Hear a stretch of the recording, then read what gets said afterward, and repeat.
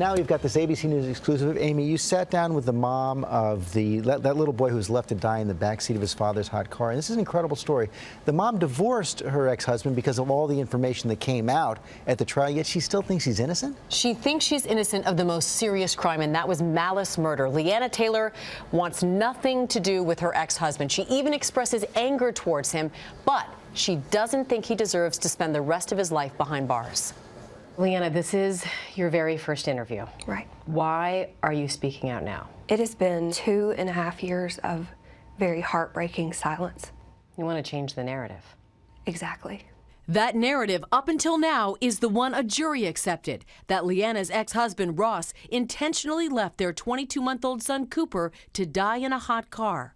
There was no evidence in our relationship that suggested that he would harm anyone, much less his own son. You find the defendant guilty? It was a hot June day, 92 degrees. Justin Ross Harris is supposed to drop his son Cooper off at daycare. Instead, he drives to work and parks his car there, leaving little Cooper strapped into his rear-facing car seat. A 22-month-old child died in the back parking lot here. Ross claims it's a terrible accident, but as suspicion builds, Leanna, too, comes under scrutiny. People looked at you and thought the worst. The public perception fueled by Leanna's own behavior in this infamous police video, embracing her husband in an interrogation room. You were compassionate towards your husband, which is something I think a lot of people look at and think, how were you not upset? How were you not angry at him when you first saw him? It never crossed my mind that Ross had done it on purpose. Never. It was an accident. But accident or not, he was responsible for the death of your son. How are you not angry? That wasn't sinking in. Since that day, I have gone through all of those emotions. You've been angry at him. Yes. But that moment, I hadn't accepted what had happened yet. But what about this moment? Did you say too much? Why did you say that to him? I knew my husband. I knew his personality. Logically, Ross doesn't shut up. So the only thing that I could think of logically is like, what did you say to make them think that you did this on purpose? But as police investigate, they uncover evidence of dozens of affairs with women, men, as well as text messages from that fateful day. Ross inside his office sexting other women, complaining about marriage and fatherhood, and on his computer, this video. I mean, this kills, and it's a lousy way to die. About the dangers of leaving pets in hot cars, viewed by Ross just days before Cooper died. Leanna divorces Ross, but at his trial, a bombshell. She takes the stand as the star witness for his defense. Ross loved this little boy. Yes, he did. Yeah, very much. You went on the stand and supported your husband. Why did you do that? This was never about me defending Ross.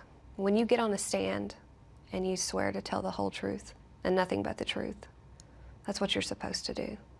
And that's what I did. I couldn't get up there and say that he was a bad father because it wasn't true. Was there ever any evidence presented at trial that made you question whether or not Ross was guilty of murder? Not guilty of intentionally murdering, not planning the murder. No. What about Ross watching that video, that vet video of an animal in a hot car in the days prior to Cooper's death? What do you make of that? We have a dog. Many other people viewed that same video.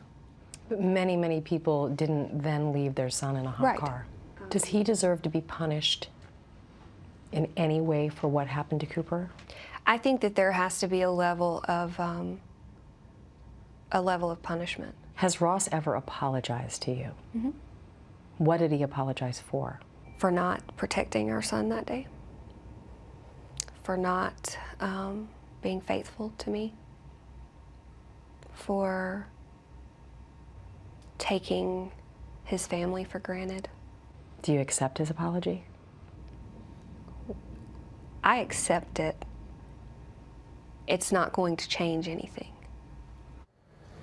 What she does want to change is the people's perception of this case, that only bad parents could leave their child in the car. She wants people to know it could happen to anyone. So all of the things that came out about Ross in trial, she was afraid that clouds people's ability to conceive that they too could do the same thing, and she wants to prevent this from happening again. It's gripping to watch, first of all, but also a little bit confusing, though, because she thinks he should be punished, but doesn't think he's guilty of murder. What does she think he's guilty of? A lot of parents, and this happened 39 times just last year, do face charges and are convicted on lesser charges, vehicular manslaughter or some sort of lesser charge, negligence, but malice murder. She doesn't think that it rises to that level. She doesn't think he planned it. She doesn't think he intended to kill his son, and that's the distinction. She thinks he should have been punished for being responsible for Cooper's death. Seems like she had total faith in him, and still in a lot of ways still does. She wants to believe that he wasn't capable of something that horrific. Incredible interview, Amy. Congratulations. And you can all see it tonight on 20/20 at 10 Eastern right here on ABC.